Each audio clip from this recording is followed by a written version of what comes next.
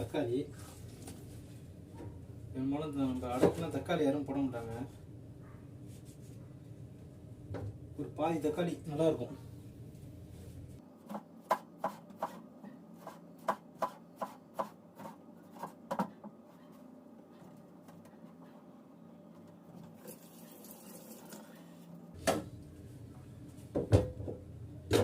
அடுத்தது உருளைக்கிழங்கு.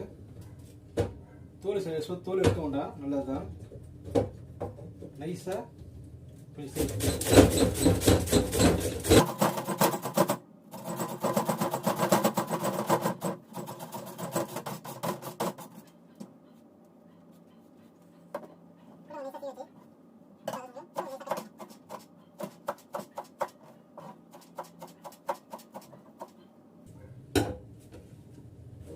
அவ்வளோதான், உருளைக்கிழங்கு ரெடி.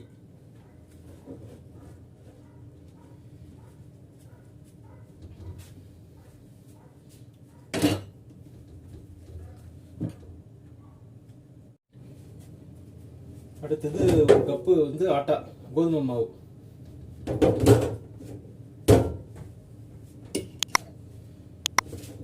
அந்த கோதுமை மாவில் சின்னதாக நறுக்கி வச்சிருக்க இஞ்சி,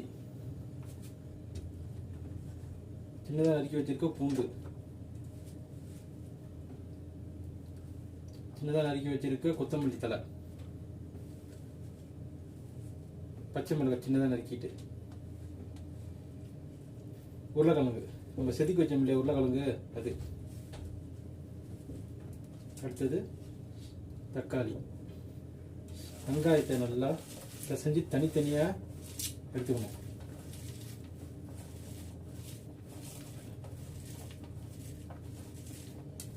வெங்காயத்தை பிசைஞ்சு இப்போ தனித்தனியாக வந்துருச்சு. இப்போ இதையும் இது கூட சேர்த்துக்குவோம். இது கூட சேர்த்துக்கிட்டு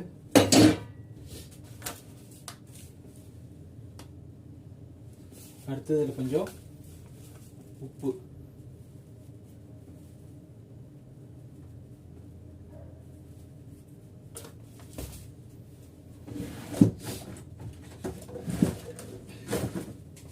கொஞ்சோண்டு மஞ்சத்தூள்,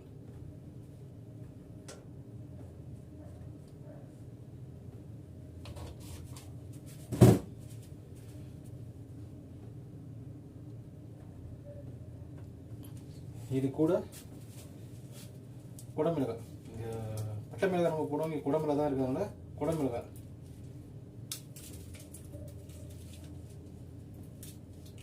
ஒரு 4 குடமிளகாய்.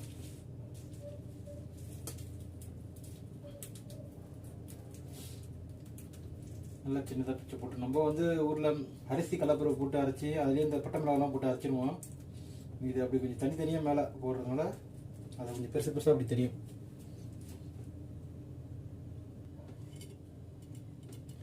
அப்புறம் இது கூட நெய், ஜிஆர்பி.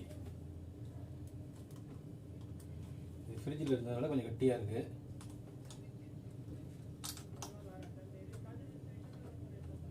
இதில் கரைஞ்சிடும்.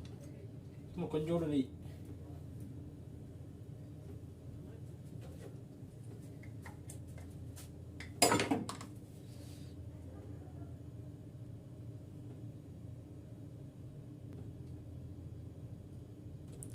இப்போ இதெல்லாம் சேர்த்து அப்படியே கொஞ்சம் பெசரி விட்டுக்கலாம்.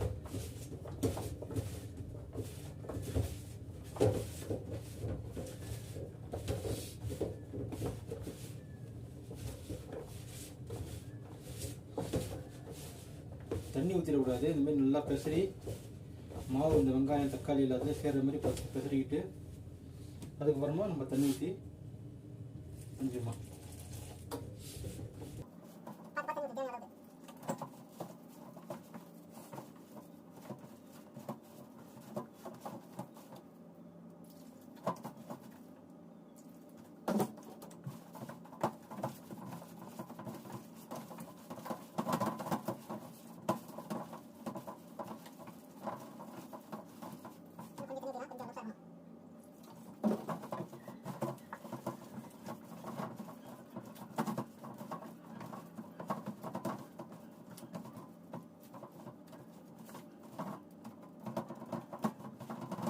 10 நிமிஷம் ஊற வச்சுப்போம்.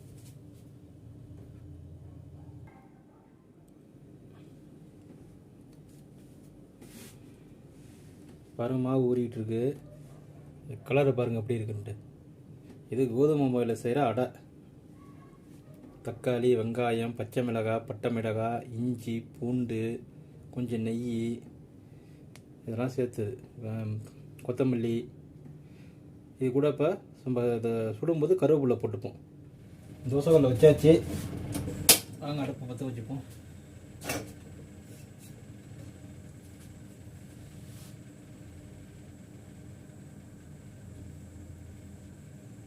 இப்போ இது கூட கருவேப்பிலை சேர்த்து வச்சுருக்கோம், கருவேப்பிலை போட்டு வச்சுருக்கோம்.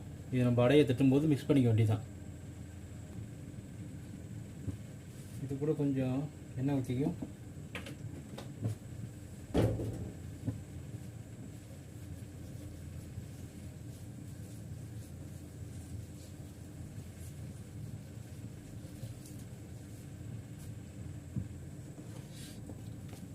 இப்போ அடையை ஊற்றிட வேண்டியதான்.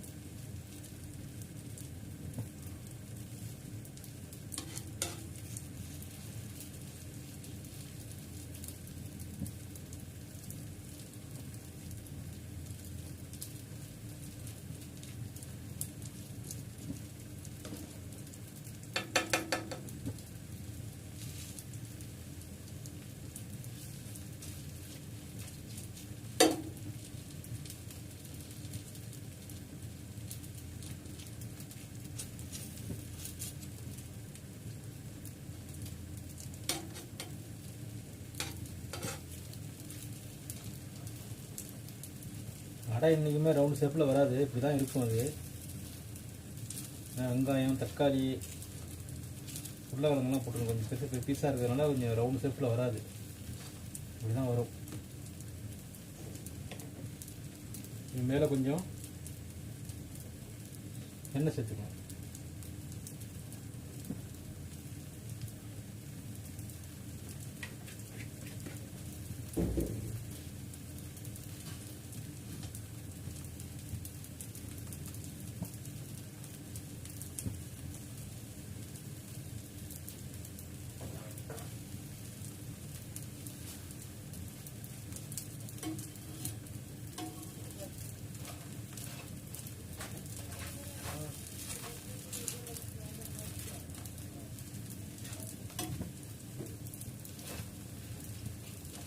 கலக்குற அந்த டேபிளில் கலக்குது. போய் டேங்கு செய்யணும்னா சுத்தம் பண்ண வரோம்.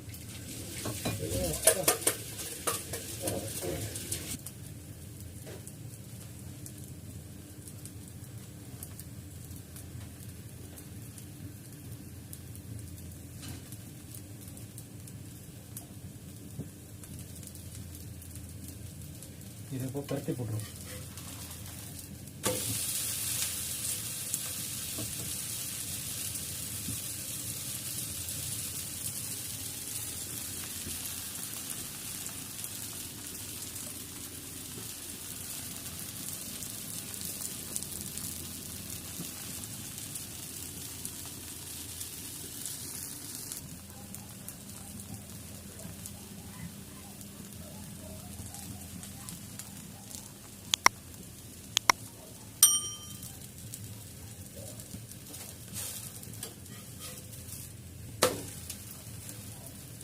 இப்போ கலரை பாருங்கள் எப்படி இருக்குன்னு. மொறு மொறு மொறுன்னு இருக்கும்.